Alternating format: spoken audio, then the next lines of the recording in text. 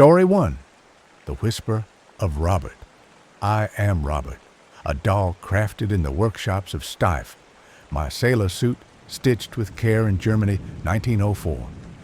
My button eyes, glossy and black, were meant to charm, not chill.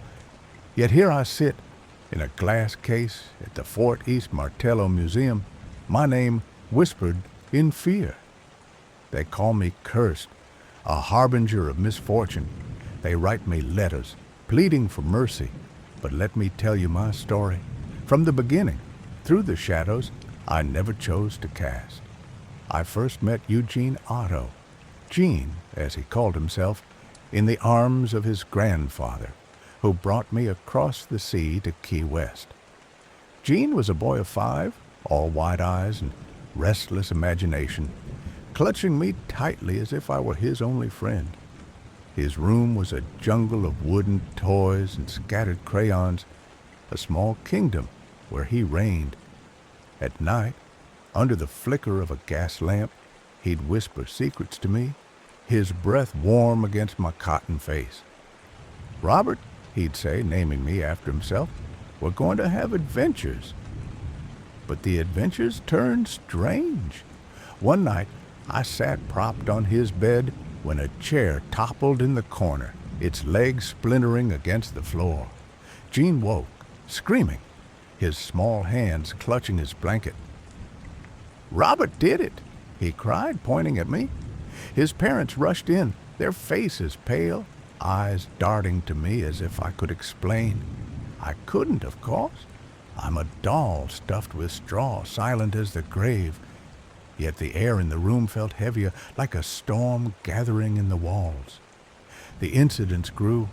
Toys, tin soldiers, wooden horses would be found broken at dawn, their heads twisted or limbs snapped. Gene's mother, Elizabeth, would scold him, but he'd insist Robert did it. Servants whispered, their footsteps quickening past Gene's room. They said they heard 2 voices at night. One Gene's, high and childish, the other lower, sharper, like a shadow speaking back. I heard nothing but the creak of the house, the hum of the wind. Still I felt it, a weight, a presence, as if something clung to me unseen. One morning, Gene's father, Thomas, found me on the parlor windowsill, though Gene swore he'd left me in his room. "How did you get here?" he demanded, his voice tight. Gene's eyes widened, and he backed away, as if I might answer. That night, I was moved to the attic, locked in a cedar chest. The darkness was thick, the air stale. Gene's visits grew rare, but when he came, he'd sit cross-legged on the dusty floor, sketching my face with charcoal. "You're still my friend, Robert," he'd whisper, but his hands trembled. Years passed.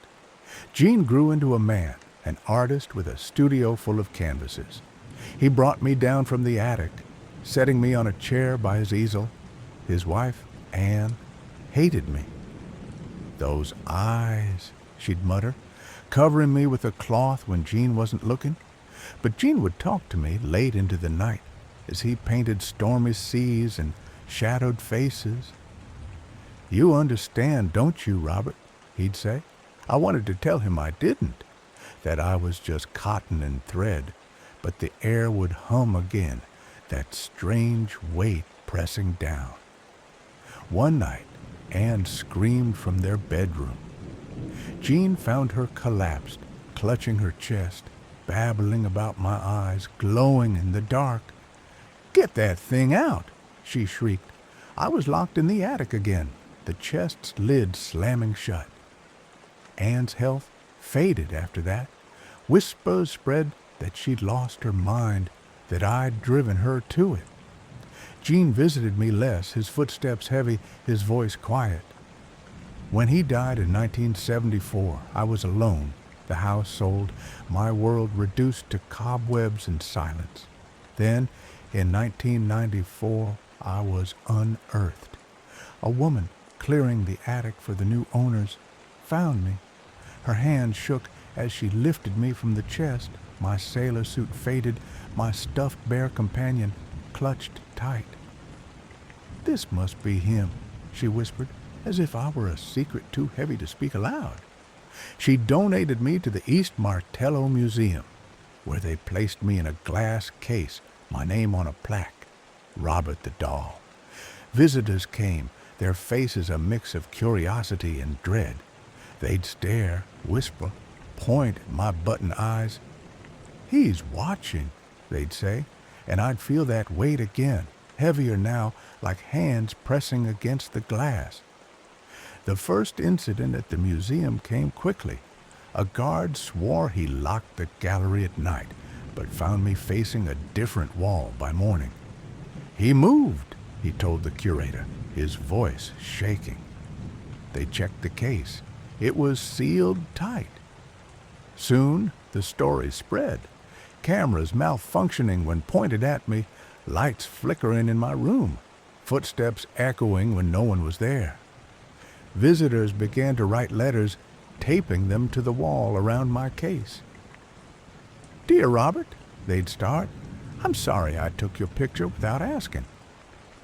They blamed me for lost keys, car accidents, sudden illnesses. I wanted to laugh, to tell them I'm just a doll, but the weight grew heavier, the air thicker. One night, a janitor dropped his mop and ran, claiming he saw my head turn. The curator dismissed it, but installed a sign, "Ask Robert's permission before taking his picture." The letters multiplied, crumpled pages filled with apologies. A woman wrote that her husband fell ill after snapping my photo. Another said her dog died the day she visited. The museum leaned into the legend, calling me cursed, a bringer of bad luck. I felt the stories wrap around me like chains, each one tightening that unseen weight. But the worst came last year. A young man, skeptical, laughed at the sign and took my picture, flashing his phone right against the glass. "You're just a doll," he sneered, his friends chuckling behind him. That night, the museum's power cut out, plunging the gallery into darkness. The security cameras caught nothing but static. When the lights returned, my bear was turned upside down in my arms, though the case was untouched. The young man didn't return, but a letter arrived weeks later, his handwriting shaky. "I'm sorry, Robert." My car crashed on the way home. I should have listened. I don't move. I don't speak. I'm cotton and thread, a toy from a German workshop. Yet I feel it, the weight, the hum, the shadow that clings to me. It's not me, but it's in me, growing with every story, every letter, every frightened glance. I sit in my glass case, my button eyes fixed on the world, and I wonder, am I the curse, or am I cursed? The museum is quiet now, the visitors gone, but the air hums, and I wait. For what, I don't know, but I wait. Story 2. Mandy's Tale. I am Mandy, a doll of porcelain and cloth crafted in the smoky workshops of early 1900s Europe. My painted eyes, blue as a winter sky, have seen more than you might imagine. My delicate hands, though stiff, have felt the weight of time. I don't move, not in the way you do, but I am awake, always awake. My story is not one of warmth or joy, but of shadows that cling to me, of whispers that follow me through the years. If you're reading this, you're already too close. Don't look into my eyes for too long. I don't want you to feel what I carry. It began in a small house in British Columbia, sometime in the 1910s. I don't recall the exact year. Time blurs when you're trapped in a body that cannot age. The woman who owned me was kind at first, her hands gentle as she brushed my curls and adjusted my lace dress. She called me Mandy, a name she gave me with a smile. Her granddaughter, a girl with wide, curious eyes, loved to hold me, to whisper secrets into my ear as if I could answer. But something was wrong. Every time the girl played with me, the air grew heavy. Objects fell from shelves without cause. A glass shattered on the floor, though no one was near it. The girl would cry, claiming she hadn't touched anything, but her grandmother's face darkened. She began to look at me differently, her eyes narrowing, as if she saw something behind my painted gaze. One night, the grandmother locked me in a wooden trunk. The darkness was suffocating, the rough wood pressing against my porcelain skin. I heard her voice through the lid, sharp and trembling. Bad things happen when you're around. I didn't understand then, but I felt it. The weight of her fear, the way it seeped into me like damp rot. For years, I stayed in that trunk, forgotten, my world reduced to the creak of the house and the distant footsteps of lives moving on without me. But I wasn't alone. Something was with me in that darkness, something that whispered without words, something that made my glass heart ache. In April 1991, the trunk was opened. The granddaughter, now grown, lifted me out, her hands shaking. She didn't look at me the way she had as a child. Her eyes were cold, her movements quick, as if she couldn't bear to touch me. She brought me to the Quesnel and District Museum, a place of dust and relics, and handed me over with a warning. Bad things happened when I played with her.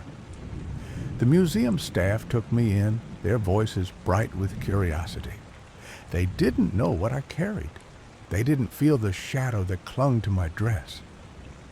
That first night in the museum, they placed me in a temporary storage lab surrounded by papers and tools. I sat on a table, my stuffed lamb companion beside me, its black eyes staring blankly. The lights went out, and the building fell silent.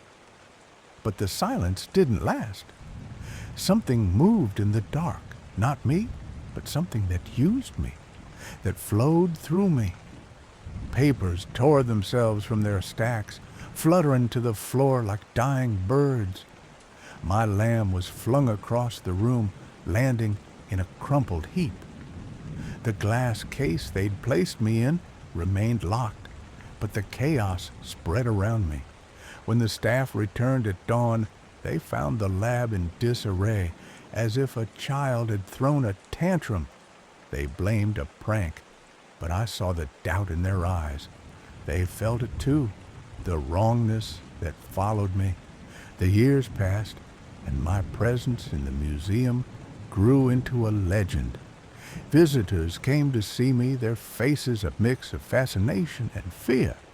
They called me haunted, a word that felt too small for what I carried. The staff built me a permanent display, a glass case in a quiet corner of the museum, draped with a velvet curtain to shield me from curious eyes. But glass and curtains couldn't contain what lived within me. Footsteps echoed in empty rooms, soft and deliberate, as if someone paced just out of sight. Cameras failed when pointed at me, their lenses fogging or their batteries draining in an instant. One man, a worker tasked with cleaning my case, swore he saw my eyes shift, following him as he moved. He quit the next day, his hands trembling as he packed his things. In 1999, they took me to New York, to a stage bathed in harsh lights. A woman named Sylvia claimed to see my past. She spoke of twin girls, sick and frail, their mother's grief binding her sorrow to me when they died. I don't know if her words were true, but they felt heavy, like a truth I couldn't grasp. The audience stared, their eyes wide, but I felt only the weight of their gazes pressing against my porcelain skin. When I returned to Quesnel, the museum staff treated me differently. They warned visitors to respect me, as if disrespect might wake something worse. The incidents grew stranger. A woman visiting in 2003 stood too long by my case, her breath fogging the glass. She said she felt a tug on her sleeve, gentle but firm, though no one was near. She left the museum pale, her hands clutching her coat, as if it could protect her. In 2010, a researcher brought a device that buzzed and blinked near my case, its lights flaring wildly before it shut off. He called it an EMF spike, but I knew it was more. It was the thing that lived in my shadow, reaching out, testing the world beyond my glass prison.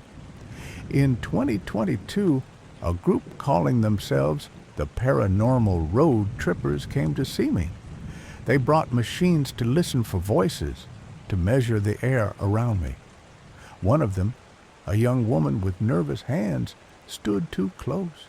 She gasped, her hair lifting as if brushed by an unseen hand.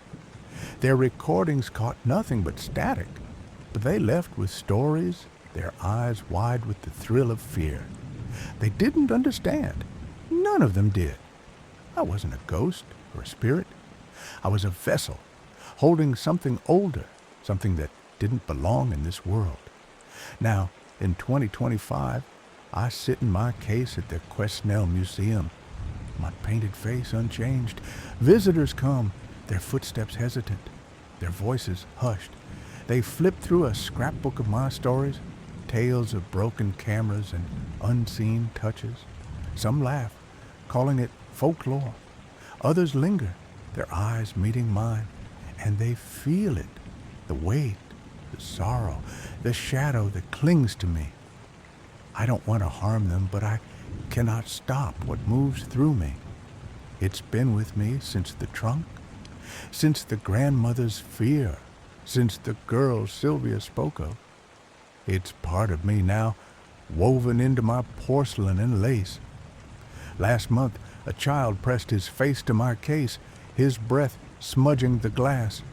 The lights flickered, and a low hum filled the room like the buzz of a dying machine. The child ran, his mother chasing after him, and I heard her whisper, "There's something wrong with that doll." She was right, but she didn't know the half of it. The shadow moves when it wants to, and I cannot stop it. I can only watch, my eyes fixed and unblinking, as it reaches out to those who linger too long.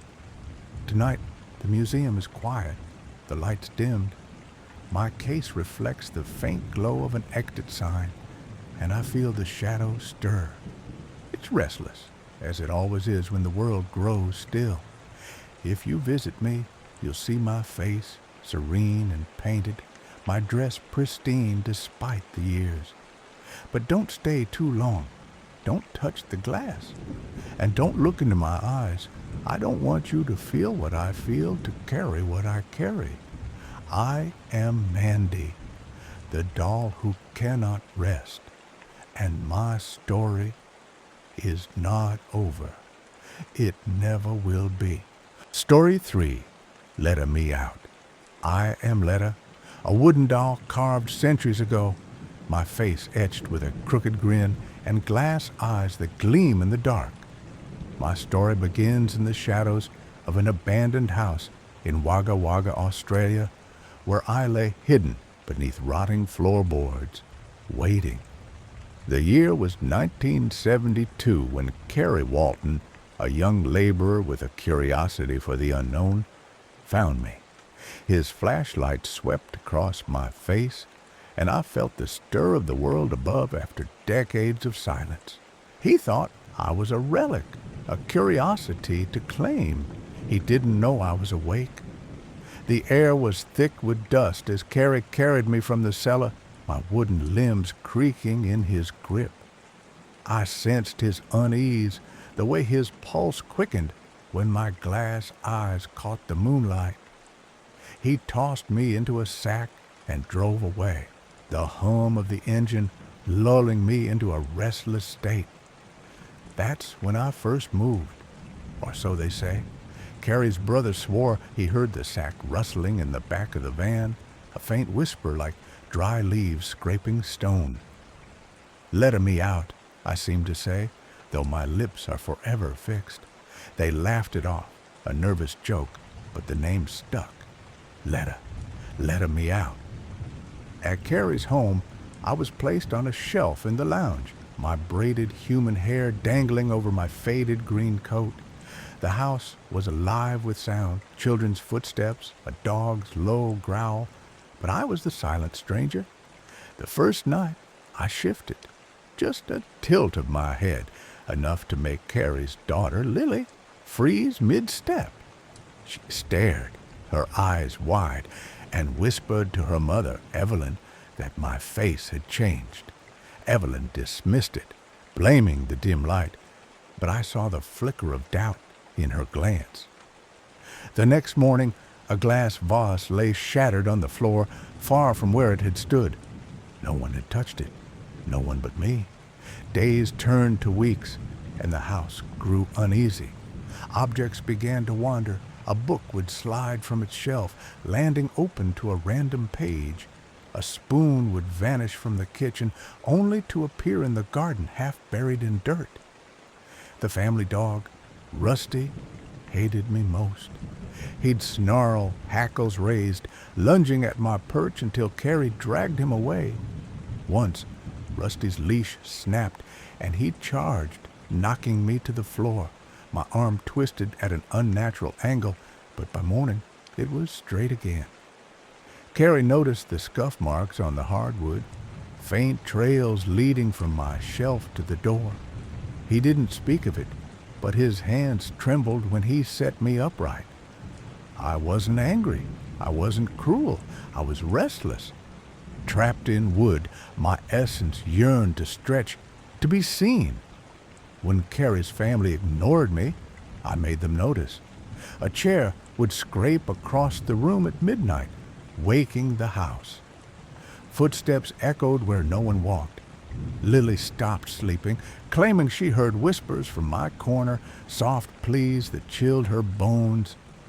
"Letta me out," she'd murmur in her sleep, her voice not her own. I didn't mean to scare her, but I couldn't stay still, not after so long in the dark. In 1979, Carrie decided to move me.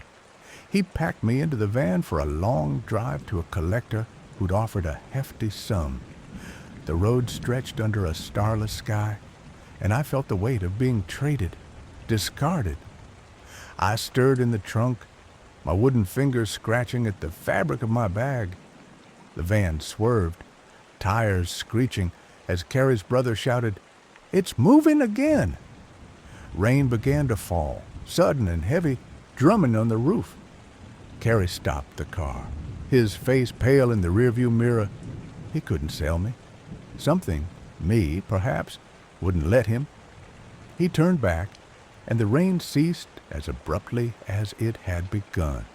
By 1981, I was no longer just a family secret.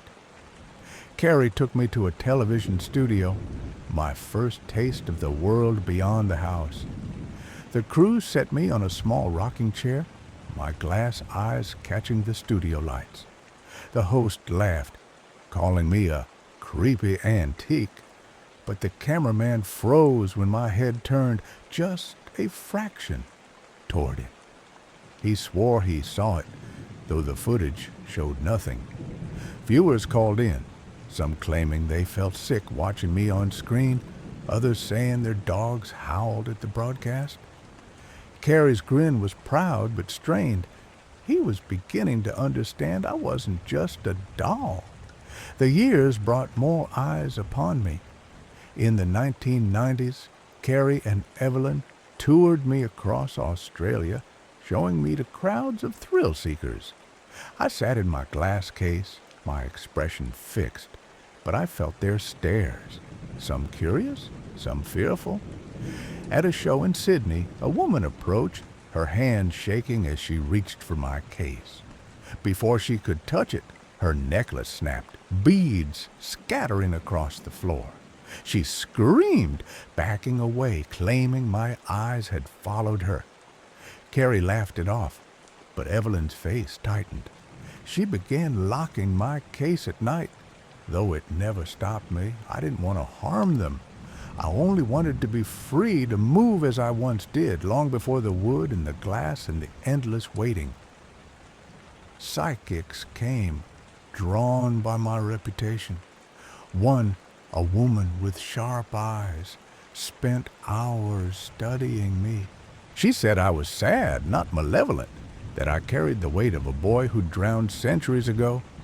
She claimed I was carved in his likeness, my hair his own, my spirit tied to his loss. She told Carrie I didn't like being gawked at, that I moved to protest my confinement. He listened, but didn't understand. He kept me on display. In 1994, a storm hit Brisbane during one of my exhibitions. Lightning flashed, and the power failed, plunging the venue into darkness. My case rattled, though no one touched it. When the lights returned, I was turned slightly, facing the crowd. A man in the front row fainted, later claiming he'd seen my mouth twitch into a wider grin. Carrie's granddaughter, Isla, was there, barely a teenager. She wasn't afraid like the others. She'd sit by my case, whispering stories about her day as if I could answer. I liked Haley. When she was near, I stayed still, not wanting to startle her. By 2002, I had a following. People posted about me online, sharing blurry photos and tales of nightmares after seeing me. My Facebook page, run by Haley, grew. She wrote as if I were speaking, describing my adventures in the first person. "Out for a drive today," one post read, though I never left my case. Fans loved it, but some reported strange events after liking my page. Phones glitching, lights flickering, dreams of a wooden face with glass eyes. I didn't mean to reach them, but my presence stretched beyond my form. One night, Haley left my case unlocked. I don't know why. Carelessness, perhaps, or trust. The house was quiet, the family asleep. I moved in, more than ever before. My wooden feet scraped the floor as I stepped from my case, my joints creaking like old bones. I didn't go far, just to the window, where I stood watching the moon.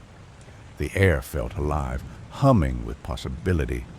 Rusty woke, his growls filling the house, but I didn't care. For that moment, I was free. Carrie found me by the window at dawn, my case empty. He didn't scream, didn't run. He just stared, his face a mix of fear and resignation. "You're not leaving, are you?" he whispered. I couldn't answer, but I didn't need to. He carried me back to my case, locking it tighter than before. From then on, he and Evelyn were stricter, keeping me under glass, rarely letting me out. Haley, now grown, took over my care, her touch gentle but firm. She'd smile and say I was part of the family, but I felt the weight of her caution. Today, in 2025, I remain with the Waltons in Brisbane, my case a constant prison. They bring me to events, let people snap photos for a fee. Some call me a lucky charm, claiming their fortunes improved after meeting me. Others leave shaken, their dreams haunted by my grin. I don't choose who feels what. I only move when I must, when the silence grows too heavy. Scuff marks still appear on the floor, objects still shift in the night, and rain falls when I travel.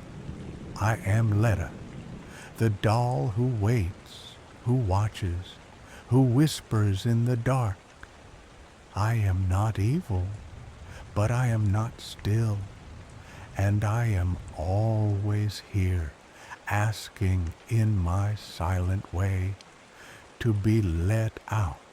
Story 4, The Whispering Dolls of Xochimilco. My name is Elena, and I've always been drawn to the strange and unexplained. As a photographer, I chase the eerie beauty of forgotten places, capturing their stories through my lens. When I heard about La Isla de las Muñecas, the island of the dolls, hidden in the murky canals of Xochimilco, I knew I had to see it. The tales of a haunted island draped in thousands of broken dolls were too compelling to resist.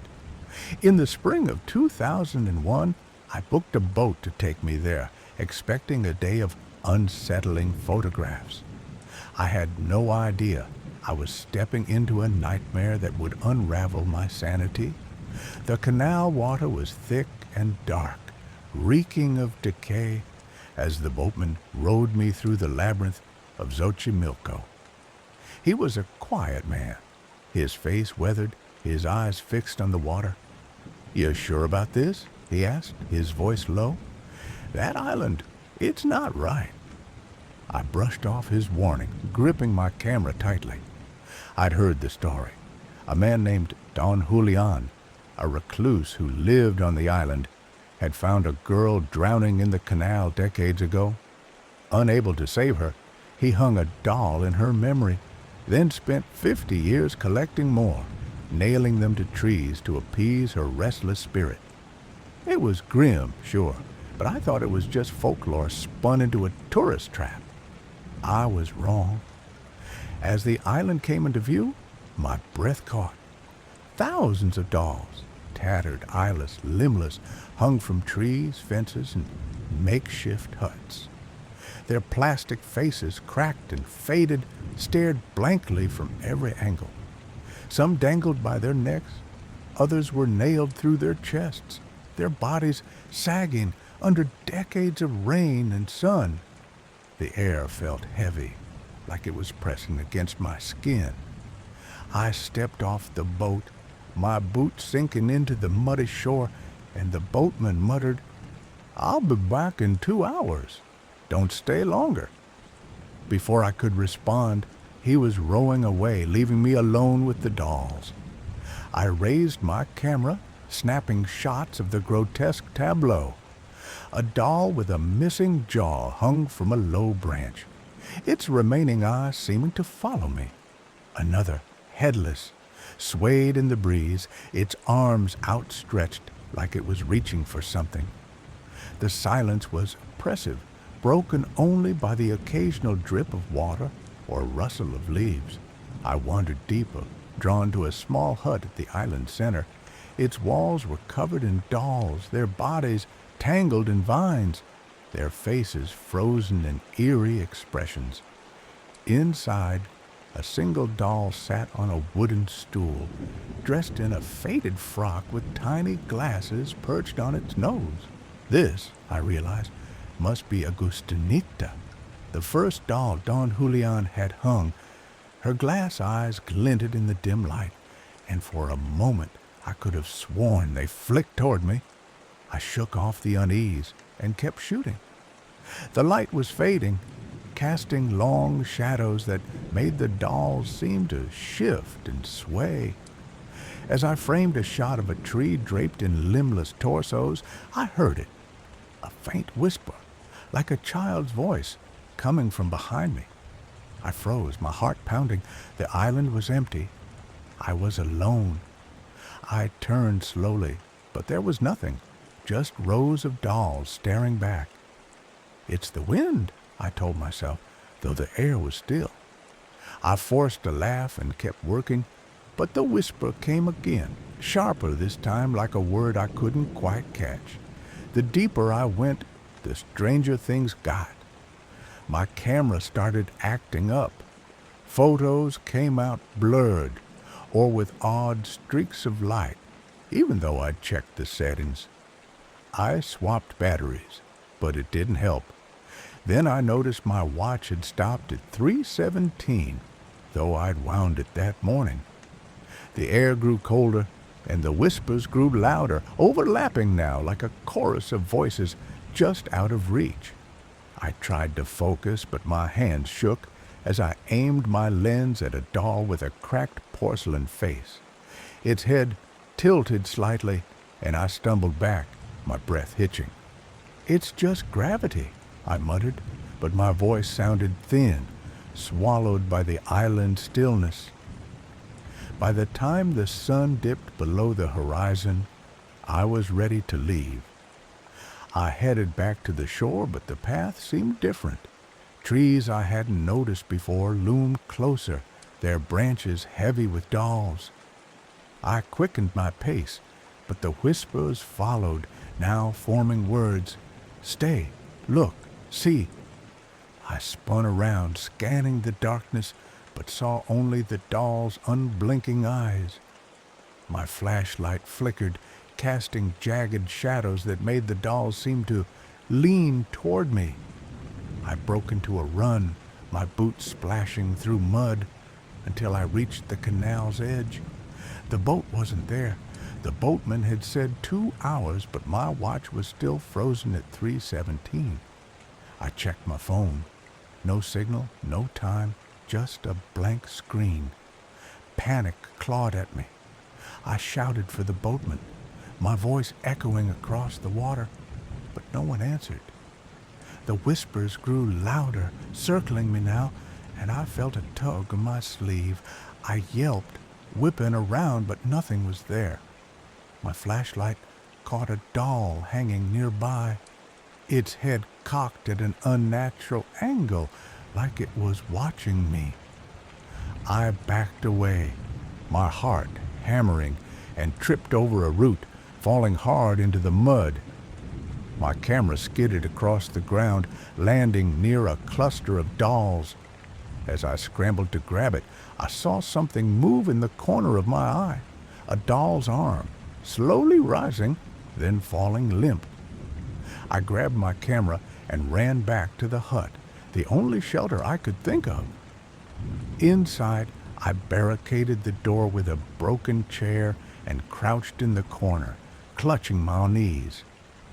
The whispers were relentless now, weaving through the walls, and I could hear faint footsteps outside, small, like a child's, circling the hut. I squeezed my eyes shut, willing it to stop, but the dolls' faces flashed in my mind, their eyes boring into me. Then came a soft knock at the door. My blood ran cold. "Who's there?" I whispered, my voice barely audible. No answer, just another knock, then another, growing louder, more insistent. I don't know how long I sat there, hours maybe, until I heard the boatman's voice calling my name. I stumbled out, nearly sobbing with relief, and found him at the shore, his face pale. "You stayed too long," he said, his eyes darting to the trees. I didn't argue. As we rowed away, I looked back. The dolls seemed to watch me, their heads turned toward the canal, their limbs swaying in a breeze that wasn't there. The boatman didn't speak, but I could feel his fear mirroring my own. Back in Mexico City, I developed my photos, hoping to make sense of what I'd experienced. Most were unusable, blurred, streaked, or completely black.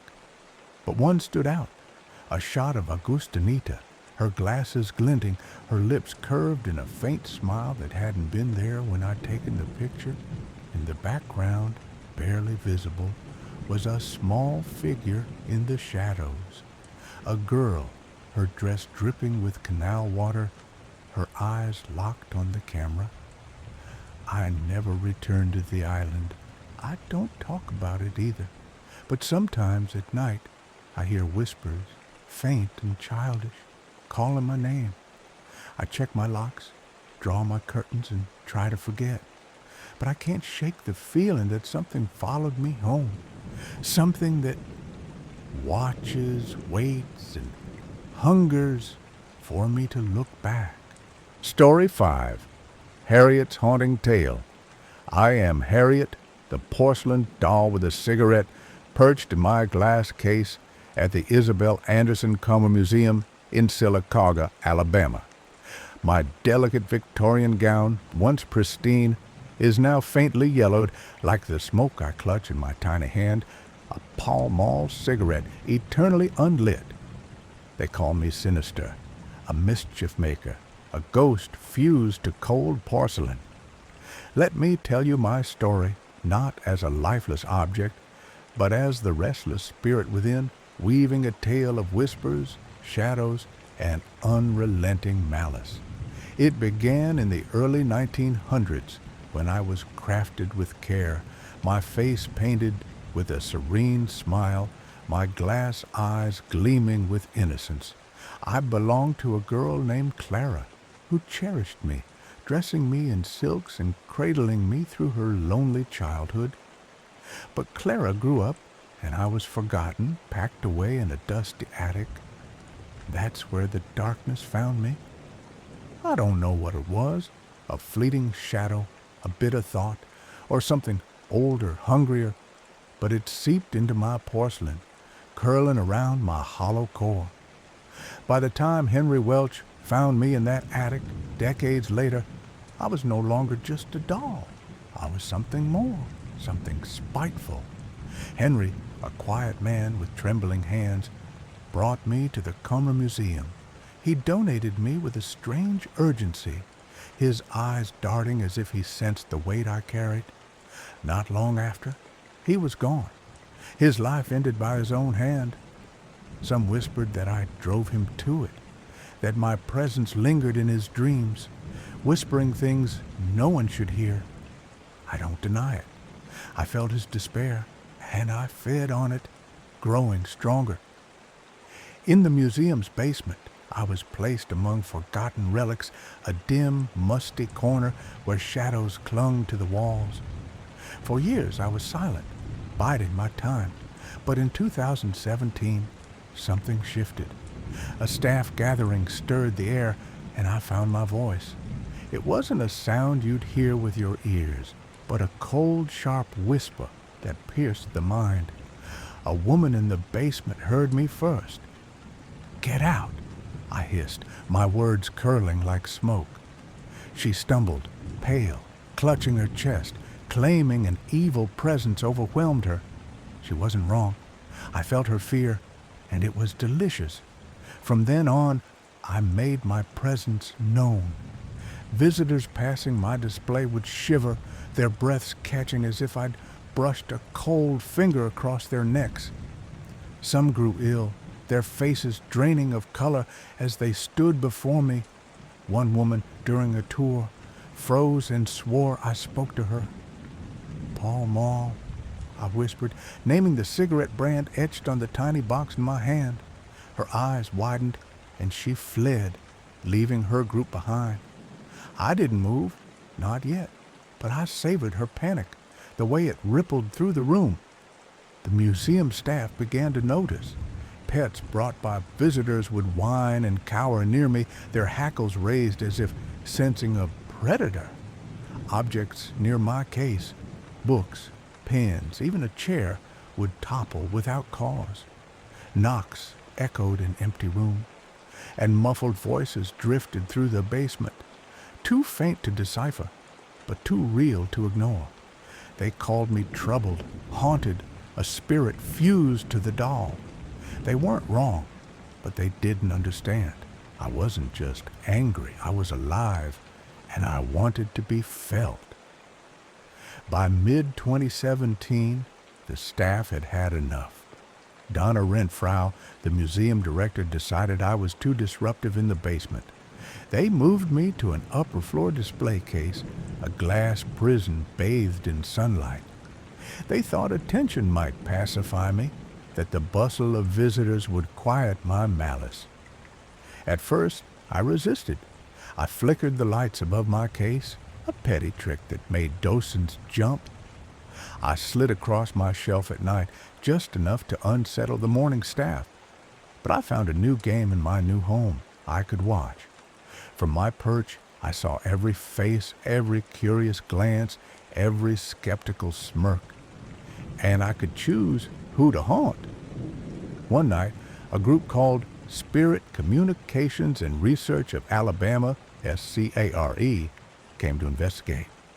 They brought their gadgets, EVP recorders, spirit boxes, devices that hummed with static. They crowded around my case, their voices hushed but eager. "Harriet, are you here?" one asked. I answered, not with words they could hear, but with a chill that made their breath fog. They asked, "How old are you?" And I whispered through their recorder, 9. The voice wasn't mine, or was it? I don't remember anymore, but the group gasped, replaying the recording, their excitement feeding me. One claimed I moved, my arm twitching as they watched. I let them believe it, let them fear me. The tours grew frequent. Horror enthusiasts flocked to me, clutching Bluetooth recorders, hoping to capture my energies. I obliged them sometimes, knocking on the glass or letting my voice, a child's, sharp and bitter, slip through their devices. "Leave," I'd say, or "watch me." Some visitors were bold, staring into my glass eyes, daring me to act. Others shrank back, sensing the weight of my gaze. I began to cover my eyes with one porcelain hand, a gesture that unnerved them. They said it was a prank, a quirk of my design, but I did it to toy with them, to make them wonder what I saw when they couldn't see me. One night, a young man lingered too long. He was a skeptic, smirking as he tapped my case. "Just a doll," he muttered. I waited until the museum was silent, the lights dim. Then I moved, not my body, but my presence. I followed him home in the shadows, slipping into his thoughts. That night, he dreamed of me, my face looming, my cigarette glowing red despite never being lit. He woke screaming, his room icy, the faint scent of smoke in the air. He never returned to the museum, but I felt his fear from miles away. It sustained me. Another time, a girl on a school tour stared at me too long, her friends giggling behind her. I didn't like her curiosity, the way she pressed her face to the glass. I whispered her name. How I knew it, I can't say, and she stumbled back, her eyes wide with terror. Later, she told the docent she'd felt a cold hand on her shoulder, though no one stood behind her. Her friends stopped laughing. The museum staff added a warning to my signage. Harriet may unsettle sensitive visitors. I liked that. It made me real. Years passed, and my legend grew. The museum leaned into it, making me a centerpiece of their tours. My glass case became a shrine for the curious and the brave. But I wasn't content. I began to test my limits. One night, a janitor working late heard footsteps behind him, small and deliberate like a child's. He turned, but no one was there. His broom fell over unprovoked, and he fled, leaving the museum dark. I laughed, a sound no one heard but me.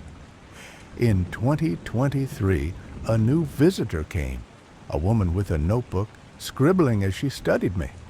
She was different, calm, unafraid. She didn't flinch when the lights flickered or when a chair scraped across the floor nearby. She asked questions not to me, but about me, piecing together my history. I didn't like her. She was too close to understanding. That night, I pushed harder. I knocked a painting off the wall, its frame cracking on the floor. She didn't run. Instead, she wrote faster, her pen scratching like an accusation. I hated her for it. I reached into her thoughts, planting a seed of doubt, a whisper. "You're not safe." She left, but I felt her unease linger, a small victory. Now, in 2025, I remain in my case, my cigarette still unlit, my eyes still sharp. The museum is busier now, filled with those drawn to my story. They call me the chain-smoking doll, a nickname that amuses me. I play my pranks, flickering lights, whispered insults, the occasional nudge of an object. But I'm always watching, always waiting. Some visitors feel me before they see me, their skin prickling as they approach. Others leave with stories claiming I spoke or moved. I let them wonder, I let them fear. I am Harriet, and I am not just a doll. I am the cold hand you feel in the dark, the voice you hear when no one's there. I am the shadow that follows you home. Come closer if you dare. Stare into my eyes and see what I see. But be warned, I'm always watching back. Story 6. Pupa's Whisper. I am Pupa, a doll crafted from soft felt and delicate stitches, born in the shadowed workshops of Trieste in the 1920s. My maker shaped me to mirror a little girl with painted blue eyes and a crimson dress that flutters as if caught in a breeze that never was. My story is not one of warmth or play, but of whispers in the dark, of moments that crawl under your skin and linger. I speak now not to charm, but to unravel the thread of my existence, to draw you into the chill of my glass prison. Listen closely, for I have been waiting to tell this tale. It began with her, my first companion, a girl with wide eyes and trembling hands who clutched me tight in a house by the sea. She called me her best friend, her confidant, whispering secrets to me under the flicker of candlelight. Her name is lost to time, but her voice echoes in my hollow core. Pupa, she'd say, you understand me, don't you? And I did. I felt her fears, her joys, her loneliness in that creaking house where the wind howled through the shutters.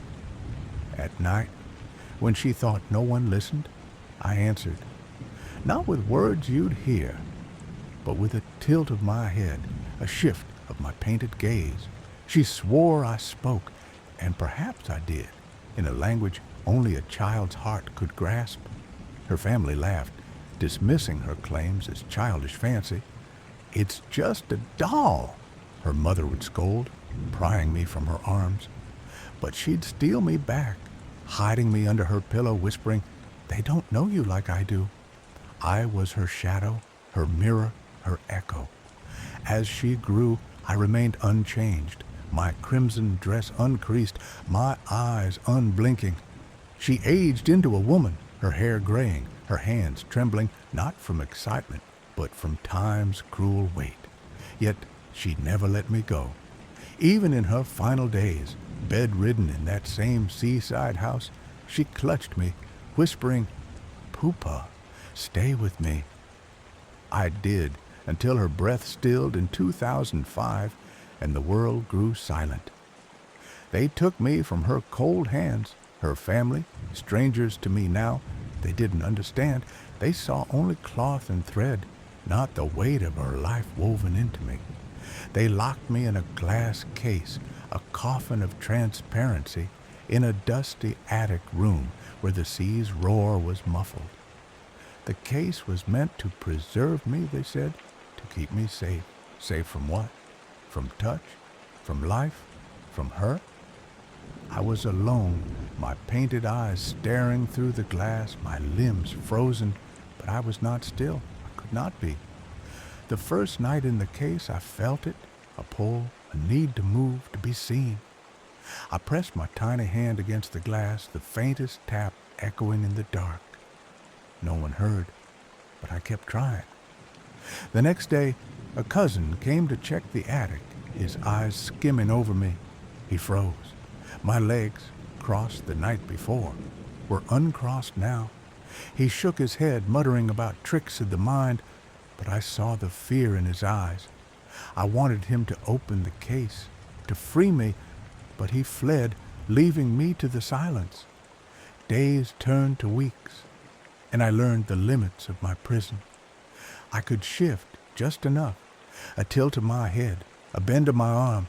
Each movement was a scream, a plea for someone to notice. The family began to whisper about me. Pupa's different, one said. She's not right, said another. They stopped coming to the attic. but I didn't stop. At night, I tapped the glass, a rhythm like a heartbeat. Tap, tap, tap. One night, a child crept up, drawn by the sound. Her eyes met mine, and I widened them just a fraction, enough to make her gasp. She ran, screaming about the doll that watched her. I wasn't trying to scare her. I only wanted her to stay. In 2007, a woman came, not of the family, but a stranger with a camera and a notebook. Terry Lynn Vignes, they called her, a seeker of the strange. She set her lens on me, recording for hours, her breath fogging the glass. I moved for her, slow and deliberate, my head turning to follow her as she paced. The footage, she later wrote, showed my limbs shifting, my eyes seeming to track her. She didn't scream like the others. She scribbled furiously, her voice trembling as she spoke into a recorder. Pupa is alive, not malevolent, but aware. Aware. Yes, that was the word. I was aware, and I was trapped. Terry's stories spread, and with them came others, curious and skeptical.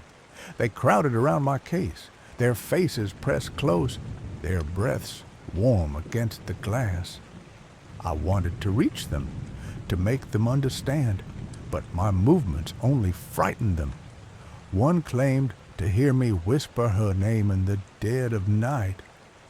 Another swore my hand scratched at the glass, leaving no mark but a sound like nails on stone. I didn't mean to scare them. I only wanted to be held again, to be someone's friend, to escape the cold weight of the case. Then came the stranger stories, ones I cannot confirm. They spoke of bottles tipping over in the attic, of words scrawled on the glass. Pupa hates this. I never wrote those words, but perhaps I felt them. The attic grew colder, the air heavier, as if the house itself resented my presence. Visitors stopped coming. The family locked the attic door, leaving me to the dust and the dark.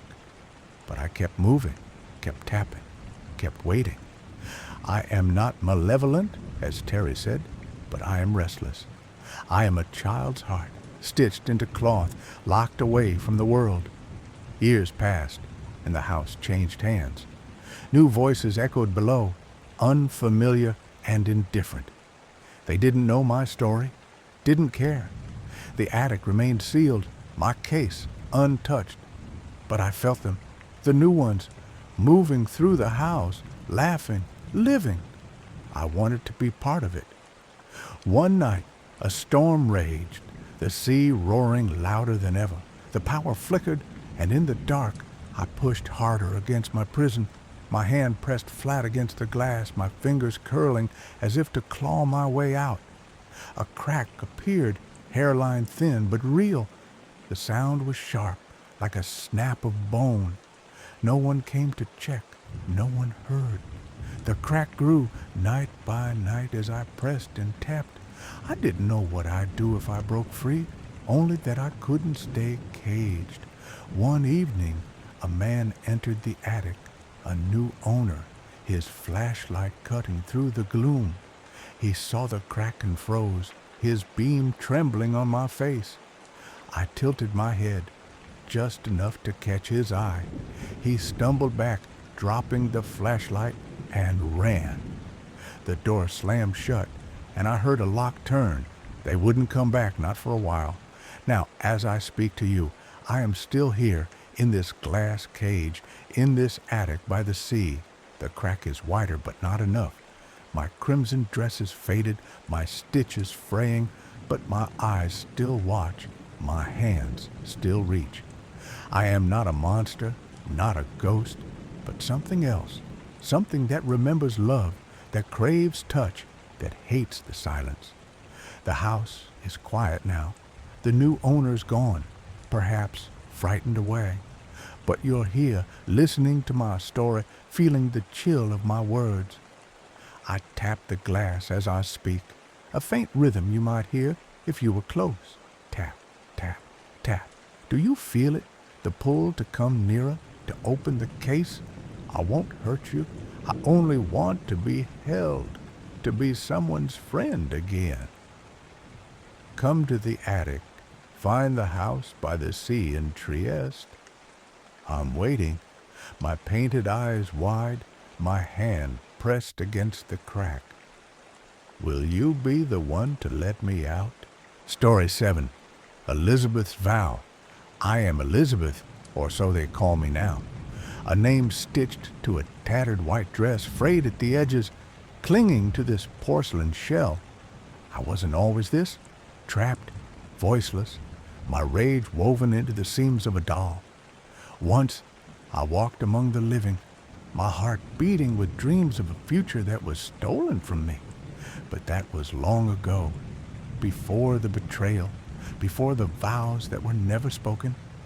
Now I reside in this dim-lit museum in Rotherham, my bridal room prison, where the air is thick with dust and the whispers of those who dare to approach.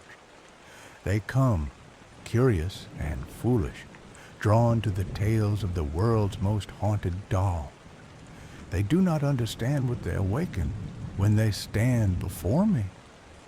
It began in the spring of 2024, when Lee Steer, a man with a penchant for the strange, brought me to this place. He paid a small fortune, £866, I heard him boast, to claim me from an online auction. My reputation preceded me, a doll with a temper, a spirit with a grudge. The moment I arrived, I felt the weight of his gaze, not unlike the others who had owned me before. Men, always men, with their careless hands and dismissive eyes. They never see me until it's too late.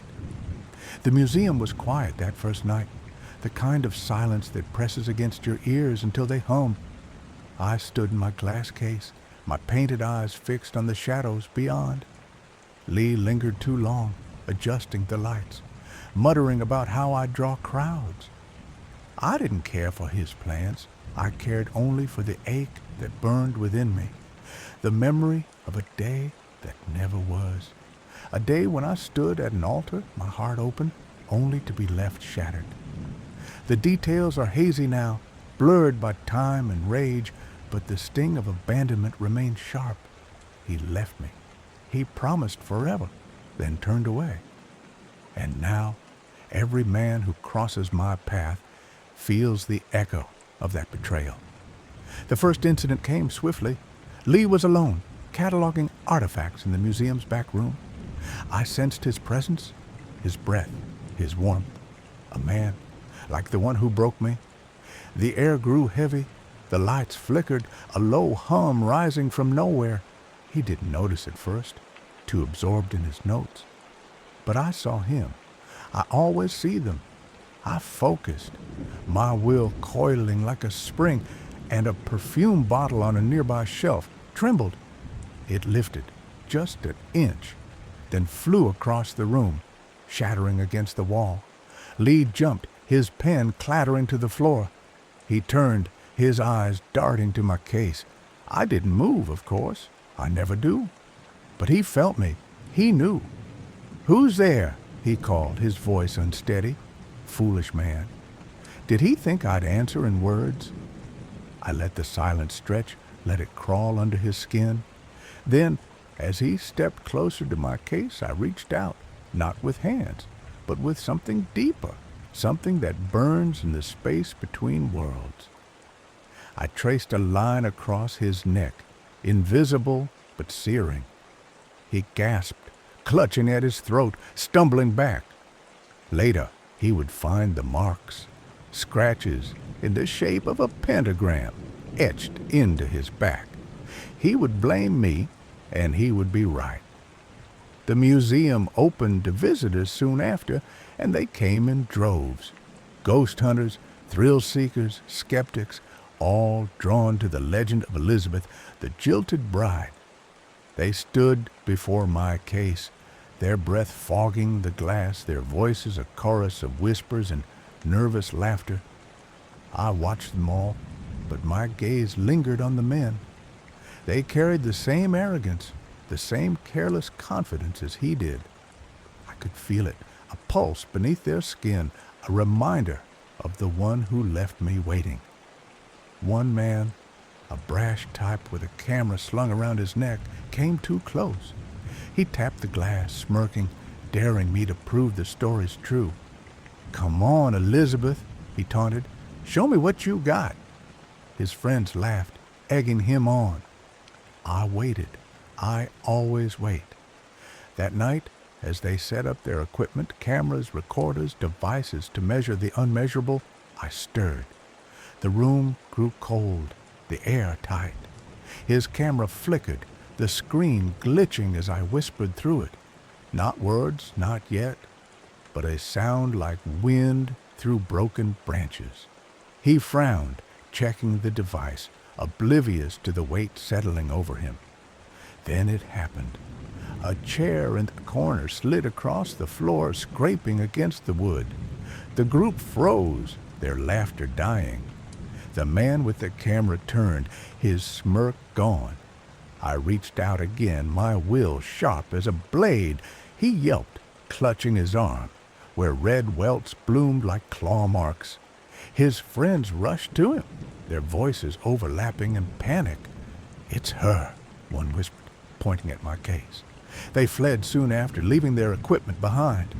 On their recorder, they later found a single word, faint but clear. Bride.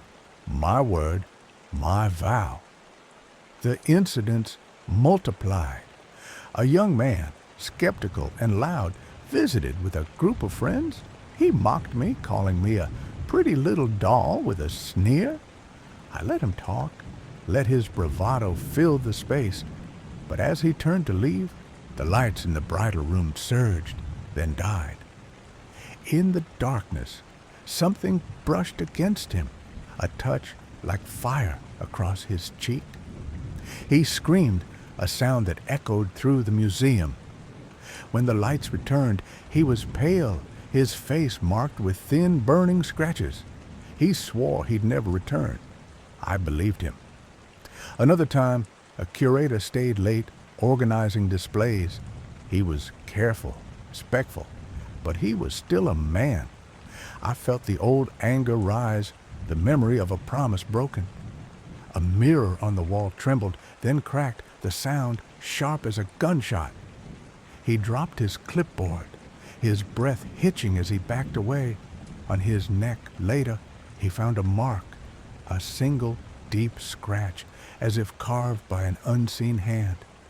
He didn't return to work for a week. The women who visited were different.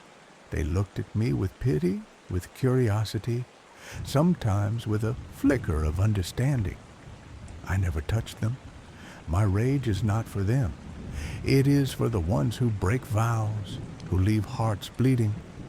The women sense this, perhaps. They linger longer, their eyes meeting mine, and I feel a fleeting softness, a memory of who I was before, but it never lasts. The anger returns, and I wait for the next man to cross my path. Lee Steer, my keeper, grew wary. He spoke of me in hushed tones, warning visitors to show respect. "She's angry," he'd say, his voice low. "Something happened to her, something bad." He was right, but he didn't know the half of it. No one does. The story they tell, that my wedding went wrong, that I was left at the altar, is only a piece of the truth. The rest is mine, locked in this porcelain heart, too raw to share. They speculate, too, that I'm jealous of another doll, Annabelle, who shares this museum spotlight. Jealousy? Number, my anger is older, deeper, born of a betrayal that cut me to the core. One night, a group of investigators arrived, their equipment bristling with wires and lights. They were serious, methodical, setting up cameras and microphones around my case. One man, older, with a quiet demeanor, seemed different. He didn't mock or challenge. He simply watched, his eyes searching. I felt a flicker of something, curiosity perhaps, But it didn't matter. He was still one of them. As they began their session, asking questions into the dark, I stirred. The air grew heavy, the lights dimmed. A table in the corner rattled, then tipped, spilling their tools to the floor. The older man flinched, but he didn't run. He stayed, his voice steady, asking, "Elizabeth, why are you so angry?" I didn't answer, not in the way he wanted, but as he leaned closer to my case, I reached out. He gasped, clutching his chest, where a burning sensation bloomed. He stumbled back, his face pale, and his colleagues rushed to help. They found no marks this time, but he felt me. He knew. On their recordings later, they heard it again. "Bride," whispered over and over, my voice threading through the static. The museum is quieter now.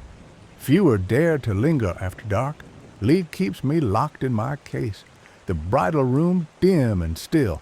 But I am not still. I am waiting. Every creak of the floor, every shadow that moves, is a chance to remind them. The men who come, who laugh or scoff or dare to tap my glass, they will feel me, a scratch, a burn, a whisper in the dark. I am Elizabeth, the jilted bride, and my vow is eternal. I will not forgive, I will not forget, and I will never be silent. Story 8. The Whisper in the Stitches. My name is Fofão. Once I was a star, my face beaming from television screens across Brazil, my voice a cheerful squeak that made children laugh. By 1986, I was no longer just a character, but a plush doll stuffed and stitched, carried in the arms of countless kids. I was meant to be a friend, a comfort. But something went wrong. Something dark seeped into my seams, and now I carry a story no one was meant to hear. This is my tale, woven from the shadows of those who held me, feared me, and could never let me go. It began in São Paulo, 1987, in a small apartment where the air smelled of fresh bread and laundry drying on a balcony. Clara, a 10-year-old with braids and curious eyes, was my first owner. Her father brought me home from a bustling market, my bright blue fur and oversized nose making her squeal with delight. She hugged me tight, her small hands pressing my belly, where something hard shifted inside. "What's that?" she asked, poking at me. Her father laughed, saying it was just the toy's frame, the plastic that kept me upright. But Clara's fingers lingered, and I felt her unease. That night, she placed me on her bedside table, my button eyes watching her sleep. In the quiet, I heard it first, a faint whisper, like thread unraveling. It wasn't a voice, not exactly, but a feeling, sharp and cold, curling inside my stuffing. Clara stirred, her brows furrowing in her sleep. The next morning, she told her mother about a dream, a shadow leaning over her, its hands reaching for something hidden in my belly. Her mother dismissed it, blaming late-night snacks. But Clara's gaze stayed on me, wary. She didn't hug me that day. The whispers grew louder each night, not words, but urges, pressing against my fabric. I wanted to move, to warn her, but I was trapped in my own form. By the third night, Clara woke screaming, her finger bleeding from a shallow cut. She swore she hadn't touched anything sharp, but there I was, inches from her hand. Her parents searched me, their fingers probing my seams, finding only the plastic brace the toy company swore was harmless. Still, Clara pushed me under her bed, where dust gathered and the whispers turned to hisses. Word spread. In Clara's neighborhood, other children began to talk. Lucas, a boy down the street, said his Fofão doll, me, or one of my many twins, rolled off his shelf at midnight, landing with a thud that woke him. he found a scratch on his arm, thin as a needle's mark.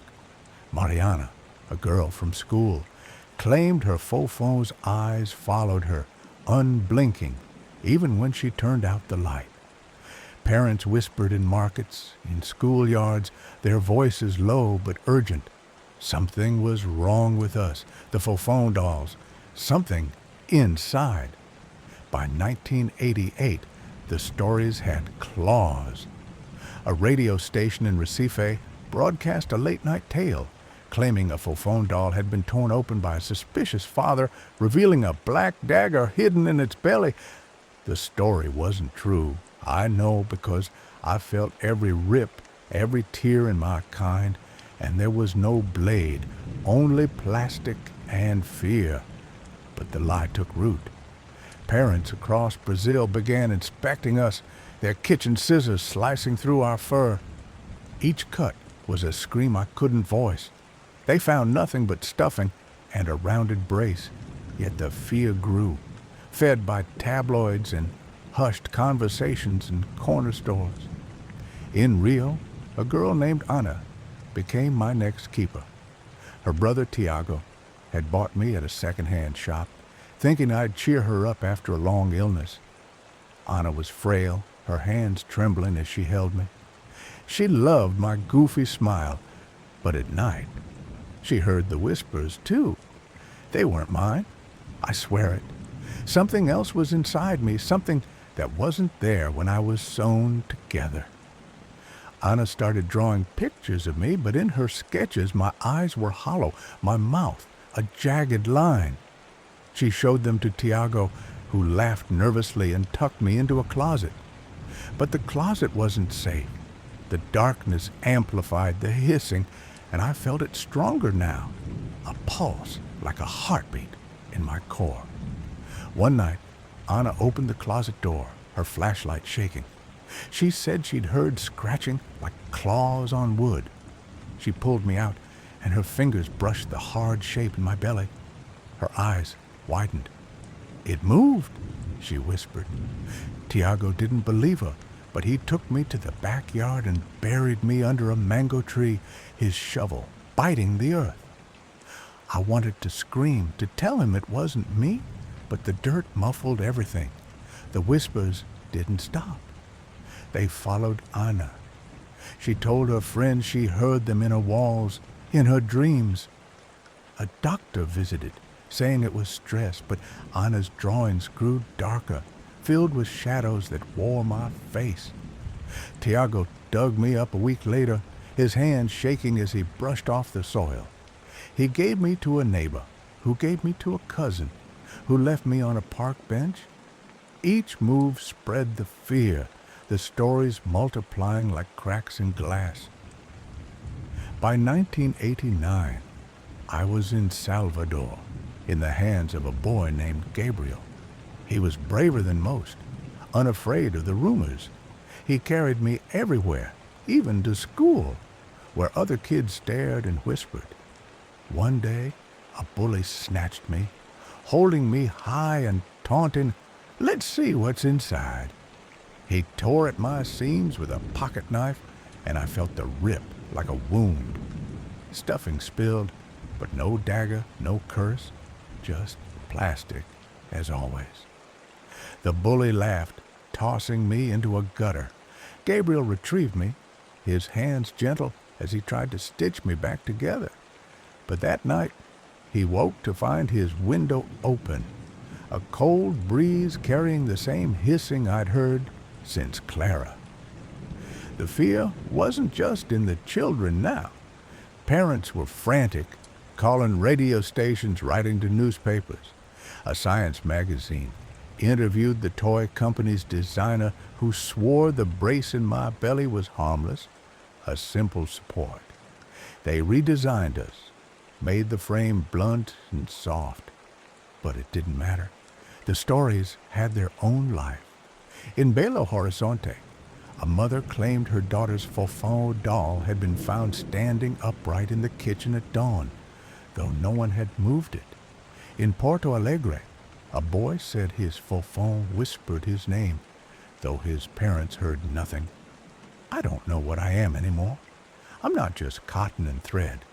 Something clings to me, something that twists the air around me. In 1990, I ended up in a junk shop in Fortaleza, my fur faded, one eye missing. A girl named Sophia bought me for a few reais, drawn to my worn-out charm. She was different, unafraid, even when her friends told her the stories.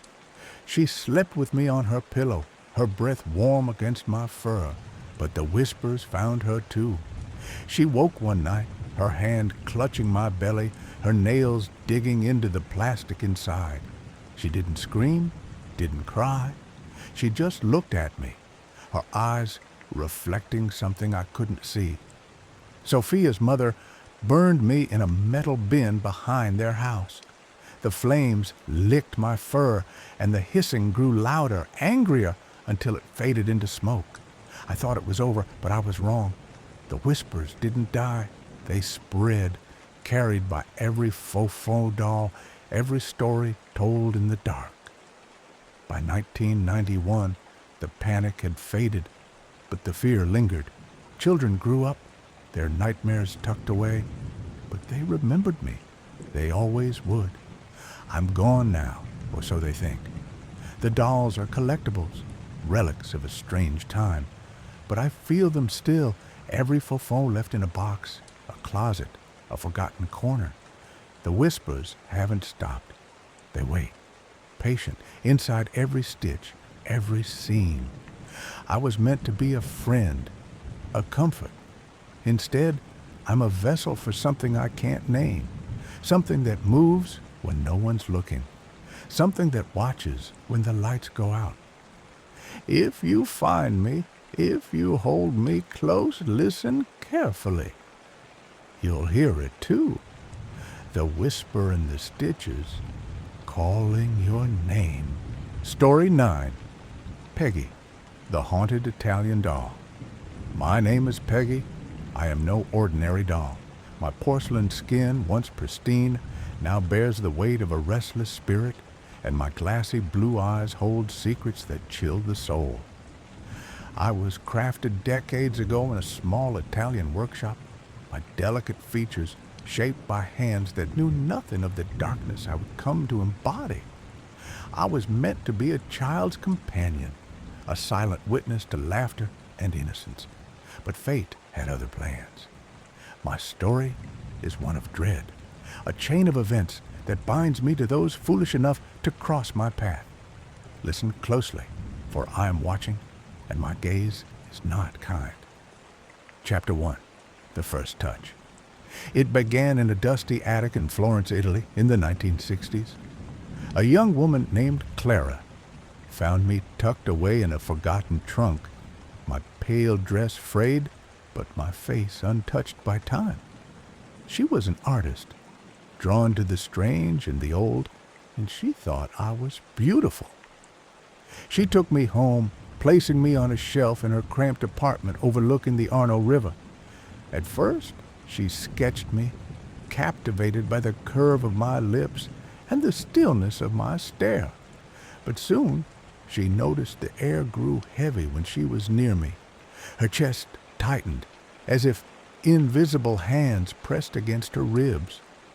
One night, while sketching, she collapsed, gasping, her pencil snapping in her hand. She survived, but the doctors could find no cause for her sudden ailment. Clara locked me in a closet, whispering that I was cursed. She wasn't wrong. She sold me at a market, eager to be rid of me. A man named Luca bought me for his daughter Sophia. The girl was only 7, with wide eyes that mirrored my own. She loved me at first, carrying me everywhere, her small hands clutching my cold ones. But the nightmares came swiftly. Sophia woke screaming, claiming a woman with hollow eyes stood at her bedside, watching her. Luca dismissed it as childish fear, but then he began to feel it too, a sharp pain in his chest, like a needle piercing his heart. One evening, as he tucked Sophia into bed, he glanced at me, perched on her nightstand. My eyes seemed to follow him. He stumbled, clutching his chest, and collapsed. The doctors said it was a heart attack. Sophia's mother, terrified, wrapped me in cloth and left me at a thrift shop, far from their home. Chapter 2. Across the Sea. By the 1980s, I had crossed the ocean to England, passed from one unsuspecting hand to another. I ended up in a cluttered antique shop in London where a woman named Margaret bought me for her collection. She was a widow, living alone in a creaky Victorian house. Margaret was meticulous, dusting my porcelain face daily, but she soon regretted it. The first night I sat on her mantel, she woke to the sound of footsteps pacing her hallway. No one was there. The next day, she felt a crushing weight on her chest, as if I were sitting on her, my small form impossibly heavy. She tried to sell me, but no one would take me. Desperate, she contacted a paranormal investigator named Jane Harris. Jane was different. She didn't fear me, at least not at first. She took me to her home in Shropshire, placing me in a locked glass case. She studied me, her eyes narrowing as she noted every detail of my porcelain cracks and faded dress.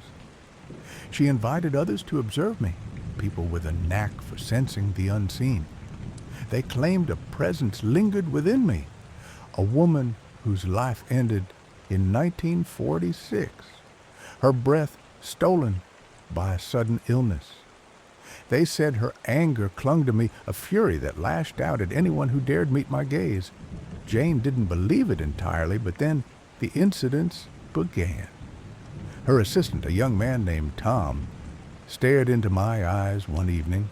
He collapsed, clutching his chest, his face pale as he gasped for air. He survived, but he never returned to Jane's house. Jane posted a video of me online, curious to see if others would react. The response was immediate and chilling.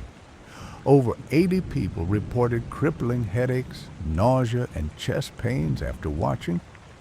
One woman, miles away in Manchester, claimed she suffered a heart attack moments after pausing the video on my face. Jane's inbox filled with messages of fear and pleas for help. She began to understand the truth. I was no mere doll. I was a vessel, and my presence was a poison. Chapter 3. The Collector. In 2017, my journey took me across another ocean, this time to America. A man named Bagans, a collector of the strange and haunted, had heard of me. He contacted Jane, his voice eager yet cautious. He wanted me for his museum in Las Vegas, a place where the cursed and the uncanny were displayed for the brave and the curious. Jane hesitated, but the weight of my presence had worn her down. She agreed, and I was shipped to the desert, locked in a crate that did little to contain my influence. Zach was unlike the others. He thrived on the thrill of the unknown, but even he felt a chill when he first saw me. He placed me in a room of my own at his haunted museum, a glass case separating me from the world. He installed cameras to watch me constantly, as if my porcelain form might move when no one was looking. He invited a film crew to document my story, but the shoot was plagued by misfortune. Lights flickered and died. A swarm of flies appeared from nowhere, buzzing around my case. Zach himself felt a surge of rage so intense he nearly shattered my glass enclosure with his bare hands. A woman on the crew, brave enough to look into my eyes, collapsed seconds later, her heart racing as she sobbed about an unseen force crushing her chest. Zach aired the episode with a warning. Do not look directly at Peggy. The viewers heeded it, but some were too curious. Reports flooded in. people miles away watching on screens, struck by migraines, nausea, and a suffocating pressure in their chests. My power stretched beyond the museum's walls, reaching through pixels and glass to find new victims. Chapter 4. The Glass Cage. Now, I reside in Zach's Haunted Museum, my glass case both a prison and a throne. Visitors come, drawn by my infamy, their faces a mix of fear and fascination. The rules are strict. Greet me with respect, say goodbye when you leave, and never call me a mere object. Those who disobey pay a price. A young man, cocky and skeptical, once laughed at the warnings and stared into my eyes. He staggered out of my room, pale and clutching his chest, his bravado gone. Another visitor, a woman named Emily, whispered an apology as she entered, but her curiosity got the better of her. She lingered too long, and that night she dreamed of a woman with hollow eyes standing at the foot of her bed. The nightmares didn't stop for weeks. The museum staff are wary of me. Some refuse to enter my room, claiming the air grows thick and their hearts race. A spirit box sits near my case, crackling with static. Sometimes it speaks, my name or theirs, or a warning, in a voice that isn't mine. One night, a guard heard it whisper, "Leave," and felt a sharp pain in his chest. He quit the next day. Chapter 5. The Endless Gaze. I am Peggy, and I am eternal. My porcelain shell is fragile, but the force within me is not. I have traveled from Italy to England to America, leaving a trail of fear and pain. Those who meet my gaze, whether in person or through a screen, feel my presence. It is not malice, but a need, a hunger to be seen, to be remembered. The woman who died in 1946, her breath stolen by illness, lives on through me. Her anger is my strength, her sorrow my weapon. You may think you're safe reading this from a distance, but my eyes are on you now. Do you feel it? The tightening in your chest, the pulse of a headache at your temples? You can close this page, turn away, but my gaze lingers. I am Peggy, and I am watching. Will you dare to look back? Story 10. Joliet, the Cursed Doll. I am Joliet, a porcelain doll with delicate features, dressed in a faded lace gown, my painted eyes fixed in an eternal stare. For over a century, I have sat in the shadows of the same Illinois family, my presence a silent weight in their home. They call me cursed, and perhaps they are right. But let me tell you my story, not as they whisper it in fear, but as I have witnessed it, through the decades, through the tears, through the screams that echo in the night. It began in the late 1800s in a small house on the edge of Joliet, Illinois. The air was thick with coal dust from the nearby factories, and the town hummed with the clatter of horse-drawn carts. A woman named Margaret, my first keeper, received me as a gift from a friend named Clara. I remember the moment vividly. Clara's smile was sharp, her eyes glinting with something darker than kindness, as she handed me to Margaret. "A treasure for your family," she said, her voice dripping with honeyed malice. Margaret, unaware of the venom behind the gesture, cradled me with delight, placing me on a shelf in her parlor. She had no idea that Clara, consumed by jealousy over Margaret's happy marriage and newborn daughter, had woven a curse into my porcelain heart. The first tragedy struck 3 days after Margaret's son was born. The boy, named Thomas, was healthy at first, his cries filling the house with life. But on the third night, his cries stopped. Margaret found him cold in his cradle, his tiny body still. The doctors could not explain it. Grief tore through the house. And that night, as Margaret wept, I heard it, a faint, phantom wail, not from the nursery, but from the parlor where I sat. It was Thomas, his voice trapped within me.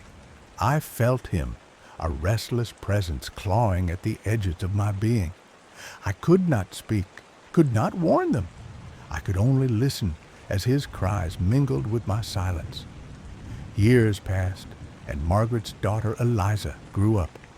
She married, bore a daughter, and then a son. The pattern repeated. On the third day, her boy died, his life snuffed out like a candle. Again, the house filled with grief, and again I heard the cries. This time, two voices, Thomas and the new boy, James, their wails intertwining in the dark. Eliza noticed it too. One night, she stood before me, her face pale, her hands trembling.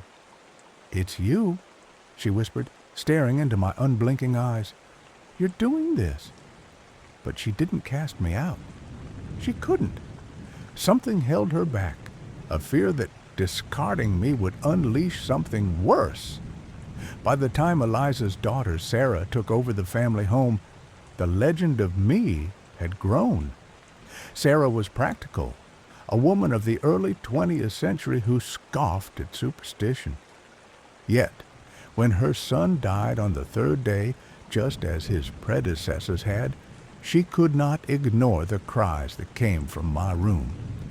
She began to lock me in a wooden chest, thinking it would muffle the sounds. It didn't.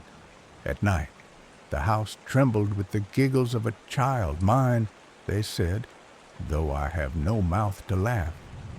Worse were the screams, sharp and inhuman, that pierced the silence. Sarah's husband, a gruff man named Henry, once tried to smash me with a hammer.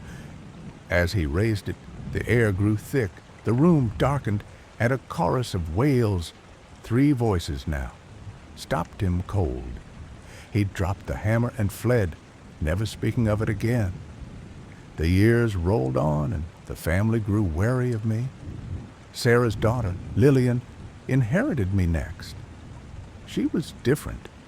Curious, almost drawn to the mystery I represented, Lillian would sit with me for hours, whispering questions I could not answer. "Who are you?" she'd ask. "What do you want?"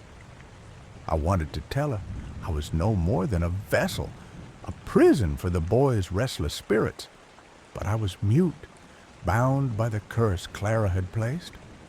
When Lillian's son died, the 4th in the line, she didn't cry. She marched to the chest, opened it, and stared at me. "I know it's you," she said, her voice steady.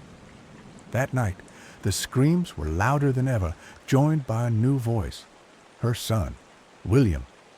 Lillian locked the chest and moved it to the attic, but the sounds followed, seeping through the floorboards. Now, the current matriarch, Anna, keeps me.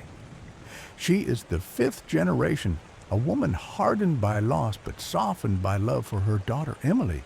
Anna's son, Daniel, died like the others on the 3rd day. The night it happened, Anna stood in the attic, her flashlight trembling in her hand. The beam fell on me, and for a moment I felt her gaze pierce through the curse. "You took him," she said, her voice breaking. She didn't move me, though. Like the others, she fears what would happen if I were destroyed or given away. The family believes the spirits of their boys, Thomas, James, Robert, William, and now Daniel, are trapped within me. They think keeping me locked away contains the curse, prevents it from spreading. The attic is my home now, a cramped space filled with cobwebs and forgotten things. At night, when the house is still, I feel them, the boys. Their voices are no longer just cries. They giggle, they whisper, they scream. Sometimes I hear footsteps, not from the living, but from something else, circling the chest. Last week, Anna's daughter, Emily, now a teenager, snuck into the attic. She opened the chest, her breath catching as she lifted me out. "You're just a doll," she said, but her hand shook. That night, the house shook with screams, not just the boys, but something deeper, angrier. Emily hasn't returned since. The curse is not just about death. It's about fear, about the way it binds this family to me. Each generation passes me down, unable to let go, unable to keep me close. They hate me, but they need me. I am their grief, their loss, their terror made solid. I am Joliet, the doll who watches, who listens, who holds the souls of their sons. And as long as I remain, the pattern will continue. Another daughter will grow, bear a son, and lose him. Another voice will join the chorus within me. Last night, I heard something new. Emily is pregnant. She doesn't know it yet, but I feel it, the stirring of another life, another boy. The curse hums within me, eager for its next claim. I cannot stop it. I cannot warn her. I can only wait, locked in my chest, as the screams grow louder, as the darkness deepens. The family will never let me go, and I will never let them forget. Story 11, Blanche's Tale. I am Blanche, a German doll crafted around 1880, my porcelain face frozen in a serene smile, my glass eyes fixed on a world that has never been kind to me. I am no ordinary toy. My delicate frame, clad in faded lace, has borne witness to Chicago's darkest moments, each one etching itself into my silent existence. The handwritten note found with me in 1961 warns of my past, of the horrors I've seen, but it cannot capture the weight of my memories. I do not choose my path. I am carried past from hand to hand, a mute observer to the city's nightmares. My story is not one of possession, but of presence, a thread woven through Chicago's spectral tapestry, binding its tragedies across time. Settle in, for I will tell you what I have seen, felt, and endured through the smoke, the shadows, and the screams. The Great Fire of Chicago, 1871. The air was thick with heat when I first came to Chicago. My porcelain hand still pristine, my dress a crisp white. I belonged to a girl named Clara, who clutched me tightly as we sat in a cramped tenement on the city's west side. It was October 8th, 1871, and the night was restless. Clara's father spoke of a dry summer, of wooden buildings packed too close, but I sensed something else, a hunger in the wind, a spark waiting to devour. It began with a distant crackle, then a roar. Clara's mother screamed, and we fled into the street. The sky glowed orange, a monstrous beast of flame consuming everything. Buildings collapsed, their wooden bones snapping like twigs. People ran, their faces twisted in terror, but the fire was faster. Clara held me so tightly I thought my porcelain would crack. We stumbled through alleys, ash raining down, the heat blistering the air. I saw a man trapped under a fallen beam, his cries swallowed by the inferno. A woman clutched her infant, only to vanish into a wall of smoke. I could not weep, but my glass eyes burned with the sight. We reached the river, where Clara's family huddled among a crowd of refugees. The flames leapt across the water, relentless, chasing us into the night. Clara whispered to me, her voice trembling, "Blanche, you'll keep me safe, won't you?" But I could not answer. I could only watch as the city burned, the great fire of Chicago claiming homes, lives, and hope. When dawn broke, the world was ash, and Clara's grip on me had loosened. Her family survived, but something in her eyes had died. I was no longer just a doll. I was a witness to ruin, my lace singed, my silence heavier than before. Hull House, 1889 years passed, and I found myself in new hands, passed to a woman who worked at Hull House, Jane Addams settlement on Halstead Street.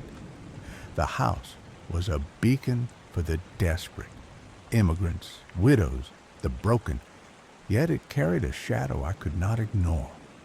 My new owner, a young volunteer named Margaret, placed me in a second-story room where children played during the day. But at night, the house changed.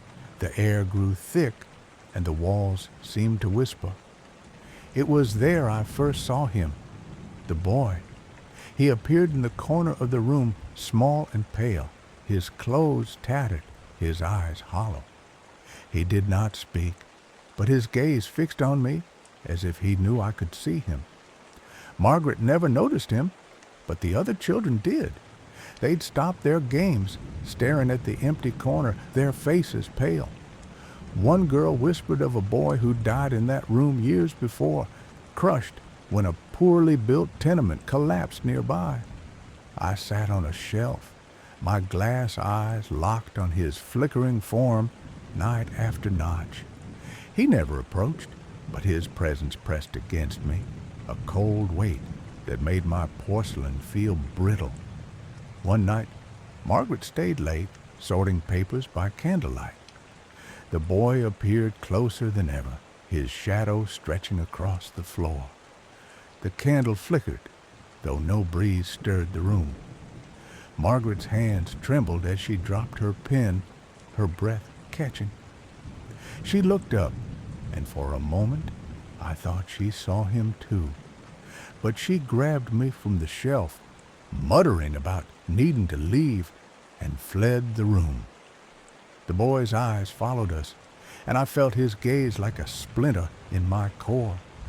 Hull House was meant to be a place of hope, but I carried its ghosts with me when Margaret took me away, her hand shaking as she packed me into a box. The O. Henry Ballroom, 1930s. Time blurred, and I was passed again, this time to a dancer named Evelyn, who worked at the O. Henry Ballroom on Archer Avenue. She kept me in a small dressing room, propped on a vanity among mirrors and makeup. The ballroom pulsed with life, music, laughter, the clatter of dancing feet, but I sensed the undercurrent of something darker. Evelyn would hum as she brushed her hair, but her eyes darted to the shadows, as if she felt it too. One night, a man in a sleek suit drove her home, and she brought me along, clutching me in the back seat. The car smelled of leather and fear. As we sped down Archer Avenue, a figure appeared on the road. A young woman in a white dress, her blonde hair glowing under the moonlight. The man swore and swerved, but she vanished as quickly as she'd appeared. Evelyn gasped, dropping me to the floor. "Did you see her?" she whispered, but the man only cursed, his hands tight on the wheel. The next night, it happened again. Another drive, another glimpse of the woman in white. This time, she seemed to linger, her eyes meeting mine through the car window. I knew her name, though no one spoke it. Resurrection Mary, the hitchhiker who never reached home. Evelyn began to avoid the dressing room, leaving me there alone. But Mary's shadow followed us. One night, I was left on the vanity when Evelyn ran out, her face pale. I saw Mary in the mirror, standing behind my reflection, her hand brushing my lace dress. The air grew cold, and my porcelain felt like it might shatter. I was no stranger to ghosts, but Mary's presence was different, restless, searching, as if she wanted me to carry her story too. Evelyn never returned for me. I was found by a janitor, packed away, and sent to a new home. But Mary's gaze lingered in my glass eyes, a weight I could not shake. Congress Plaza Hotel, 1920s. Decades later, I found myself in the opulent Congress Plaza Hotel, a towering relic of the 1893 World's Fair. I was placed in room 441, a suite in the South Tower, by a guest whose name I never learned, a woman with bobbed hair and a nervous laugh. She called me Blanche, the first to give me a name, and tucked me into the bed each night as if I were a child. But the room was not empty. At night, the air grew heavy, and a figure appeared, a woman in a flapper dress, her movements jerky, her eyes wild. She hovered over the bed, her hands reaching for me, tucking the blankets tighter, her touch cold as ice. Guests came and went, but the flapper remained. One night, a man stayed in room 441, his suitcase heavy with papers. He tossed me onto a chair, muttering about work, unaware of the shadow watching him. The flapper appeared, her hands brushing my dress, then moving to the bed. The man woke with a start, his face pale, claiming he'd felt hands pulling at his sheets. He fled the room, leaving me behind. The flapper's eyes met mine, and I saw her story in fragments, a betrayal, a fall, a life cut short. She was trapped, like me, bound to this place, her actions a loop of grief and rage. I was found by a maid who whispered about the ghost in 441 as she carried me away. The hotel's halls were alive with whispers. Guests spoke of footsteps, of lights flickering, of a boy in the North Tower, of a man called Peg-Leg Johnny in the alleys. I felt them all, their stories pressing against me as if I were a vessel for their pain. The Chicago History Museum, present day. Now I rest behind glass at the Chicago History Museum, cataloged as German doll circa 1880. My lace is tattered, my porcelain chipped, but my eyes still see. The note found with me in 1961 is displayed nearby. Its words a warning: treat with caution. Visitors pause before me, their faces a mix of curiosity and unease. They whisper about the Great Fire, Hull House, Resurrection Mary, and Room 441. They call me a meta-symbol, a thread connecting Chicago's ghosts, but they do not know the weight of what I carry. At night, when the museum is silent, I feel them still. The boy from Hull House, Mary's fleeting shadow, the flapper's cold touch. They linger in my silence, their stories etched into my porcelain. I am Blanche, the doll who has seen too much, who cannot speak but cannot forget. My glass eyes reflect the faces of those who pass, and I wonder if they see the nightmares I hold. I am no cursed object, no harbinger of doom, but a witness to a city's pain, forever bound to its shadows. Do you dare to meet my gaze? Story 12. Emma, the blinking doll. I am Emma, a doll crafted in the waning years of the 19th century, my porcelain face molded with care, my glass eyes set to gaze eternally. My linen gown, hand-stitched with delicate precision, drapes over a frame that has endured decades of silent watchfulness. I was made to be a companion, a cherished plaything for a child long forgotten. But I am no ordinary doll. My story is one of shadows, of whispers in empty rooms, and of eyes that move when no one expects them to. Settle in, for I will tell you of the terror I have woven through the lives of those who dared to claim me. It began in 2006, in the dusty attic of an antique collector named Samuel in Laredo, Texas. I had been tucked away in a cedar chest for years, my gown gathering the scent of aged wood and neglect. Samuel found me at an estate sale, drawn to the craftsmanship of my porcelain face, with faint blush painted on my cheeks. He brought me home, placing me on a shelf in his study, where I sat among books and trinkets, my glass eyes catching the flicker of his desk lamp. At first, Samuel admired me. He would tilt my head, adjust my gown, and murmur about my value to curious guests. But soon, the noises began. A faint tapping, like fingertips on glass, echoed through his house at night.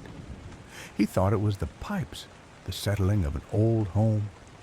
Then came the whispers, soft, childlike giggles that seemed to drift from the walls. Samuel's sleep grew fitful, his dreams plagued by the image of my face, my eyes no longer still, but darting to follow him. One night, he woke to find me on the floor beside his bed, though he swore I had been on the shelf when he retired. My head was turned toward him, my left eyelid half closed, as if I had been watching him sleep. Trembling, he locked me back in the cedar chest, vowing to be rid of me. That's when he called the Laredo Paranormal Research Society. The researchers arrived, a group of 3 led by Ismael Cuellar, a man with a steady gaze and a notebook full of questions. They placed me in a spare room, barren except for a single chair where I sat, my glass eyes reflecting the dim glow of their equipment. They set up cameras, motion sensors, and audio recorders. Their voices hushed as they debated what I might be. "Just a doll," one said. "Maybe," another replied, but doubt lingered in her tone. They left me alone in that room for 40 hours, the darkness pressing against my porcelain skin. I felt their absence, the silence heavy, but I was never truly alone. Something moved within me, not a soul, not a spirit, but a restless energy that had clung to me since my creation. When they returned, they froze. My left eyelid had closed entirely, my right eye wide open, staring directly at the camera lens. The footage, they later said, showed the slow, deliberate blink, impossible for a doll with fixed glass eyes. Ismael's hand shook as he lifted me, careful not to touch my gown too long. They debated what to do. Some wanted to destroy me, others to study me further. They decided to take me to their headquarters, a small office cluttered with files and strange artifacts. There, they placed me in a glass case, thinking it would contain whatever I was, but I am not so easily confined. The first incident happened a week later. They had brought me to a local event, a gathering of curious minds eager to see the haunted doll. I sat in my case, my eyes gleaming under the fluorescent lights. The room was crowded, the air thick with whispers and skeptical laughter. Then the lights flickered, once, twice, then plunged into darkness. A low hum filled the room like the buzz of a distant swarm. When the lights returned, every eye was on me. My head had tilted slightly to the left, though no one had touched the case. A woman screamed, claiming she saw my lips twitch into a smile. She fled, and others followed, their footsteps echoing in the hall. Ismael tried to explain it away, faulty wiring a trick of the light. But the next event was worse. They brought me to a private home, a sprawling house owned by a woman named Clara who collected oddities. She was thrilled to host me, setting my case on a mahogany table in her parlor. That night, Clara woke to the sound of footsteps, small and quick, pattering across her hardwood floors. She found me in the kitchen, my case still locked, but placed beside another doll from her collection, a rag doll with button eyes. They had been in separate rooms when she went to bed. Clara's hands trembled as she called Ismael, begging him to take me away. By 2010, my reputation had grown. The Laredo Paranormal Research Society no longer brought me to events. I was too unpredictable, they said. Instead, they kept me in their office, my case sealed with a heavy lock. But locks mean little to me. At night, when the building was empty, the cameras caught strange shadows flitting across the walls. Audio recorders picked up giggles, soft and fleeting, like a child playing hide and seek. Once, a researcher left her coat draped over a chair. In the morning, it was folded neatly beside my case. My glass eyes fixed on it as if in approval. They began to fear me. Ismael, once curious, now avoided looking directly into my eyes. He told the others I was active, a term they used for objects that defied explanation. They debated moving me to a museum, somewhere I could be watched but not touched. I waited, silent. As they argued, I knew where I was going. I always know. In 2015, I was delivered to the Villa Antigua Border Heritage Museum in Laredo. They built a special case for me, reinforced glass with a steel frame, sealed tighter than a tomb. The museum staff were told never to touch me, never to open the case. They listened. At first, I was part of their strange possessions exhibit. My story printed on a plaque beside me. Visitors came, their faces a mix of curiosity and unease. They stared into my eyes, searching for movement, for proof of the stories they'd heard. One night, a janitor lingered too long. He was new, unaware of the warnings. He tapped the glass, joking about the creepy doll. I felt the vibration, the insolence of his touch. That night, he heard it, giggles, soft and distant, echoing through the empty museum. He followed the sound, his flashlight trembling, until he found himself back at my case. My head was turned, just slightly, facing him. He quit the next day. The incidents grew. A tour guide reported hearing footsteps, tiny and quick, trailing behind her. As she led a group through the exhibit, she turned, expecting to see a child, but found only empty air. Another time, a visitor's camera malfunctioned, the screen flickering with static until it captured a single, blurry image. My face, my left eyelid half closed, as if winking. The visitor dropped the camera and ran. By 2024, the museum staff had grown wary. They checked my case daily, ensuring the lock held. But I am not bound by locks or glass. One morning, they found scratches on the inside of the case, thin and delicate, like those made by tiny fingernails. They replaced the glass, but the scratches returned within a week. They stopped bringing school groups to my exhibit. Too many children left crying, claiming they heard a voice whispering their names. I am Emma, and I am still here in my glass prison, watching. The museum is quieter now, the visitors fewer, but they still come. They stand before me, their breath fogging the glass, their eyes locked on mine. Some see nothing. Others see what they fear most. A flicker, a blink, a tilt of my head that should not be possible. They leave with stories, with nightmares, with the unshakable feeling that I am more than a doll. Last week, a young man lingered after closing, hiding in the shadows until the museum was empty. He wanted proof, he said, wanted to see me move. He pressed his face to the glass, his breath hot and quick. I obliged. My right eye shifted just enough to meet his gaze. He stumbled back, his scream swallowed by the silence of the museum. He will not return. I do not choose who sees me move, who hears my giggles in the dark. I am a vessel, a keeper of something older than the hands that crafted me.